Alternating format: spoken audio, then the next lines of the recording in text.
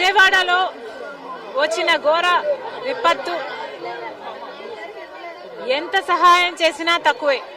మాకు చేతనైనంత మేము చేస్తున్నాం, కానీ అసలు ఇది ఏ మూలకు సరిపోదు. ప్రాణ నష్టం జరిగింది, ఆస్తి నష్టం జరిగింది, పంట నష్టం జరిగింది. అసలు చాలా మంది ఇక్కడ ఇళ్లలో మాకు ఏ సహాయం అందటం లేదు.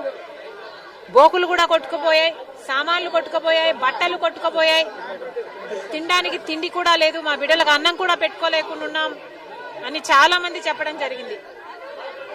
ఇంత దారుణం జరిగితే కనీసం మోడీ గారు స్పందించను కూడా లేదు.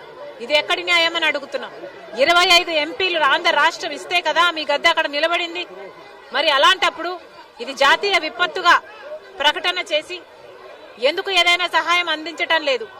ప్రాణాలు పోయిన వారికి ఇన్ని లక్షలు, పంట పోయిన వారికి ఇన్ని లక్షలు, ఇలా కనీసం ఇంట్లో ఉన్న సామాన్లు పోయిన వారికి కనీసం 25,000, ఇలా ఎవరికి ఏ సహాయం చేయకపోతే వీళ్ళ బతుకులు మళ్ళీ నిలబడడం చాలా కష్టం. వెంటనే సహాయం ప్రకటించాలని కేంద్ర రాష్ట్ర ప్రభుత్వాలను డిమాండ్ చేస్తుంది కాంగ్రెస్ పార్టీ.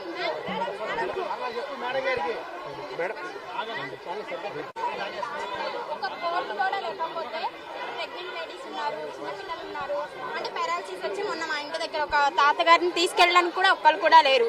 సో ఎవరైనా వచ్చి మాకేమన్నా రిక్వెస్ట్ చేస్తే ఏమన్నా పనులు మీరే రావటం. ఇంతవరకు చంద్రబాబు గారు వచ్చారు, జగన్ గారు వచ్చారు, కానీ ఇంతవరకు ఇక్కడ కూడా రాలేదు. మీరు సందులోకి వచ్చి మాకు ఇలాగ డిస్ట్రిబ్యూట్ చేయడం ఇలాగా thank you so much ma'am.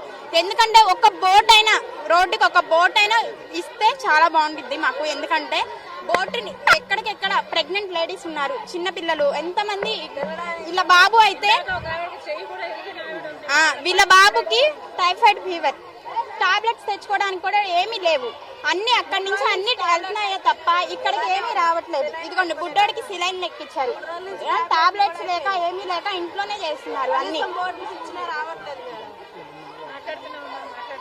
Okay ma'am, thank you so much. Barrage మీద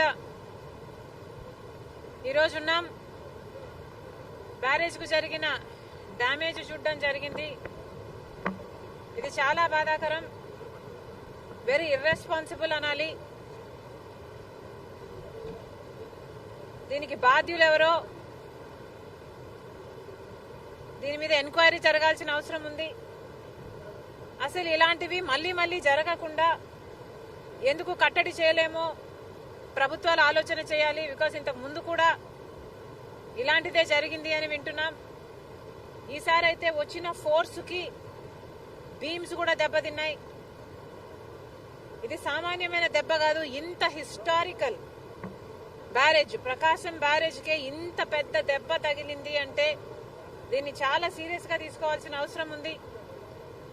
కఠినంగా శిక్షించకపోతే, పెనాల్టీ పెద్దగా లేకపోతే మళ్ళీ మళ్ళీ జరిగే అవకాశం ఉంది. కాబట్టి ఇది చాలా సీరియస్ గా తీసుకోవాల్సిన అవసరం ఉంది.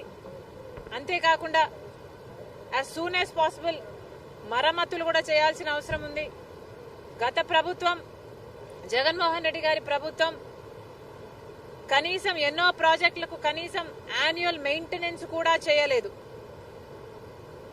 రాజశేఖర్ రెడ్డి గారు కట్టిన ప్రాజెక్టులకు కూడా కనీసం యాన్యువల్ మెయింటెనెన్స్ కూడా చేయకపోతే చాలా చోట్ల చూసాం మనం. గేట్లు కూడా ఊడి నదులలో తేలడం చూసాం. అలాంటి పరిస్థితులు రాకుండా ఈ ఒక్క బ్యారేజ్కే కాదు, మిగతా ప్రాజెక్టులన్నీ కూడా రాష్ట్రంలో ఎక్కడెక్కడ ఏమేం అవసరాలు ఉన్నాయో ముఖ్యమంత్రి దృష్టి పెట్టాల్సిన అవసరం ఉంది. వాటన్నిటినీ కూడా నివారించిన అవసరం ఉంది. మరొకసారి ఇంత వరద, ఇంత ఘోర విపత్తు వస్తుందని ఎవరమూ ఊహించలేదు. కానీ రెయినీ సీజన్ అంటేనే రెయిన్స్ వచ్చే సీజన్ కాబట్టి వీలైనంత వరకు ప్రికాషనరీగా ముందుకు ముందే ప్రభుత్వాలు, అధికారులు ఆలోచన చేసి డ్యామేజ్ కంట్రోల్ మోడ్లోనే రెయినీ సీజన్ మొదలు నుంచి ఉండాలని కాంగ్రెస్ పార్టీ కోరుతుంది. ఈ బ్యారేజ్కు సంబంధించి వెంటనే చర్యలు తీసుకోవాలి. ఎవరు దీనికి అకౌంటబుల్లో, ఎవరు దీనికి రెస్పాన్సిబుల్లో వెంటనే కనుక్కోవాల్సిన అవసరం ఉంది.